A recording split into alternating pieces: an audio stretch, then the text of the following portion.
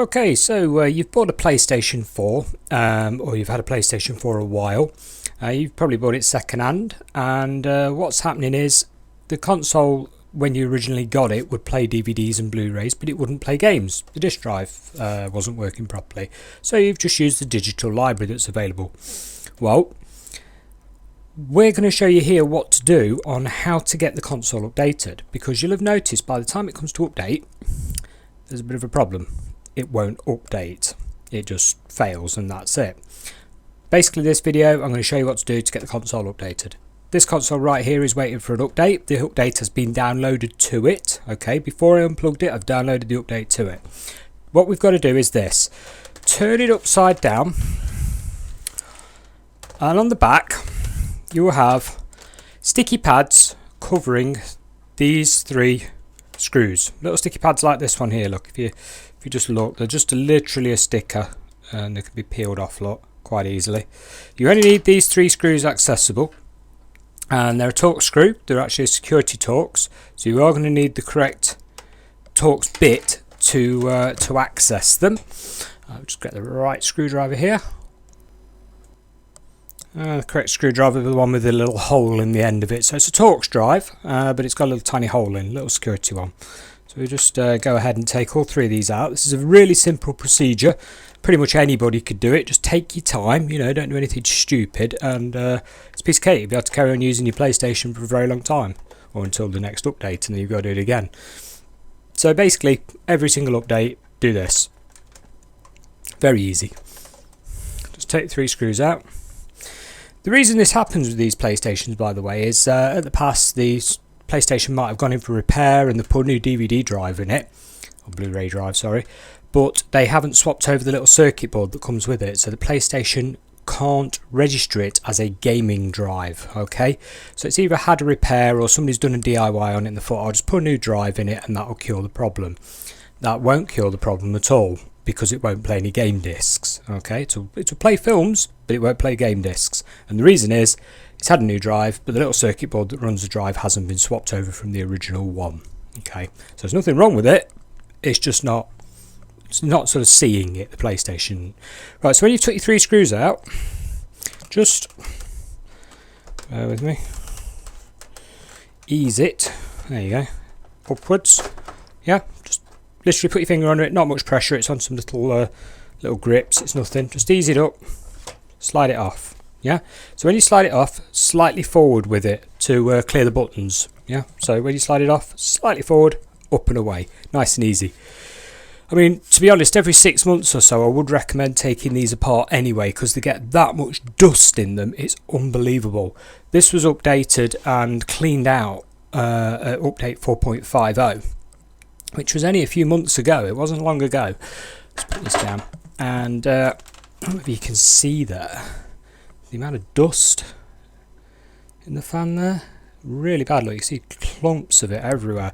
Well, the best thing to do is just blow that out, or get a little air pump and blow it out. Get your vacuum cleaner around it, anything. Just be careful, you know, delicate. And also clean all the edge flanges here. Run a vacuum cleaner along them every now and again. You don't need to take it apart for that. Both sides, yeah. Keep it dust free and it will last for ages. But anyway, to get the console updated, basically all you've got to do is unplug these two ribbon connectors. That is it, nothing else. So get yourself some pointy pliers, you know, some point pliers there. Grab the little plastic tab, like so. Yeah, just grab the plastic hard tab, the black piece on top, and carefully, gently pull it out. Yeah, so it clears. That is clear now. Look, that's out. Leave it out like that. The little one, you see on the camera there, the little thin one that's going across here, comes down to here. Turn it around. It's got a little blue tab on top instead of a black one, which is like hard plastic. Once again, get the little blue tab, nice and easy.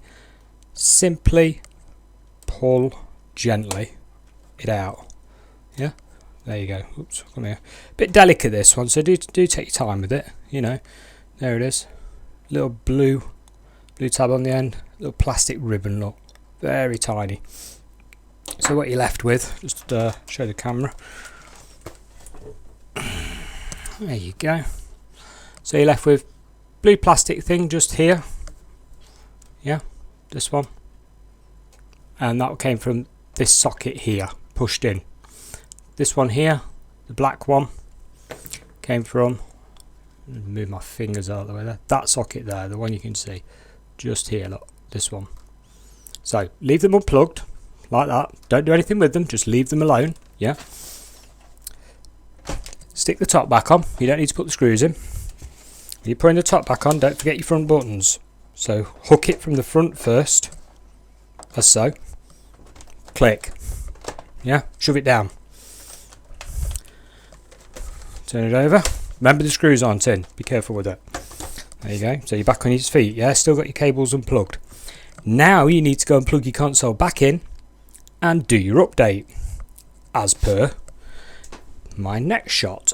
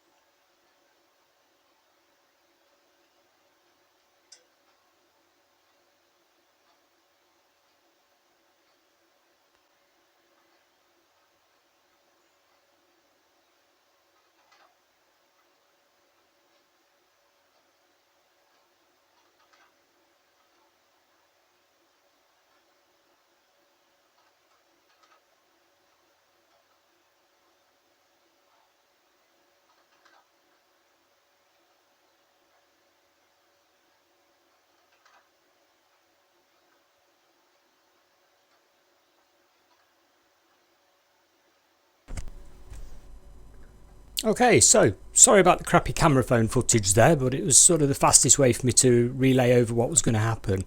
I would have had to have moved God knows how many cameras around to get a decent footage, but you got the gist of that, yeah? So you let the console do its cycle, do its update after you've unplugged the cables. Now when you've done that, obviously you've got to put the cables back in, so we'll just pan around to the camera again. Pan the camera, there we go, down, if it will, being awkward. There we go, about there somewhere. Yeah. Okay, so you've got to plug your disk drive back in afterwards, otherwise you won't be able to game online with it. I know, really weird, but there you go. So turn it over again, carefully. Same as last time. Pop it up. Just use your fingers. And then forwards and off, yeah? Remember that bit. You don't want to break your power buttons. Okay, connectors. Doesn't matter which order you put them back in, at all. I normally do the big one first because the little one's so fiddly, but still. Get your little needle nose pliers, yeah? Grab the black plastic tab and very carefully, and I do mean carefully, slot it back in the slot that you originally pulled it from, which makes sense, yeah? So just push it home, yeah? And what you'll notice is it goes up to the blue, so there's a little tiny bit of blue still showing, like what, 1 to 2 millimeters of blue showing. Once it's that far in, that is good enough, that is it, that is in. Okay, now you got to do the same with the little one, and this can be a fiddly little one. You got to be careful with this, obviously, so just carefully pick it up and grab the blue little plastic tab with your needle nose pliers, like so. ease it under. If it's going to be stubborn, it means it's sticking on the bottom lip, so don't try and push it further. Just snug it home, and on the blue tab there is a black line on the blue tab. Okay, so on here, on this blue bit, there's a black line. You push it in up to the black line, so it'll push in, it won't go any further. Basically, it's up to the little stopper. Once you plug them in, that is it. That is your disk drive back together again and working. Don't forget to clean all your crud out the fan and everything. I mean, I haven't got a vacuum up here with me at the moment, but I will be giving it a blowout, you know, sort of thing. And you can always just put your finger on it. It's quite a sturdy fan, yeah. Just get some of the crud out of it. There we go. Really needs blowing out sort of every 6 months. This wasn't done 6 months ago, but hey ho. There we go. Little airline. You get a little spray cans, compressed air. They're probably the best way of doing this. Bear with me. Okay, we've blown that out quite well there. Right, top back on. Just like when you took it off, same thing. I'll put it around the other way again. Make sure you put your PlayStation on a smooth surface or a soft surface, because obviously if you just stick it down on anything and there's a bit of grit on there, you are going to scratch the living daylights out of the plastic. So if you put a towel down or something, you know, to put your PlayStation on, or make sure it's perfectly smooth, like my desk here, and you'll be fine. Let's get it the right way around. There we go. So front first, hook it over, and get it right. There we go. Click, click. Yeah, 2 clicks. Then you got your little screws again. Get those. You can order these little tools off eBay, or most decently stocked tool shops sell them. You want Torx security bits to get the job done. Not normal Torx bits, they do not have the hole in them. You want security Torx bits. I don't think PlayStation particularly wanted their consoles to be taken apart. But hey ho, years have gone by, things have gone faulty. And without spending a fortune buying a new one every 2 minutes, this is one of the ways to keep them going. Okay, come here.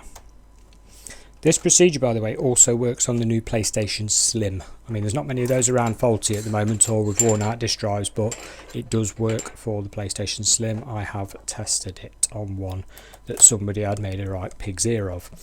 Right, if you want to, you can put your little black stickers back over the screws. There you go. To be honest, I tend to leave them off on one like this, because obviously next update, you're going to be doing it again. You're going to do it every single update.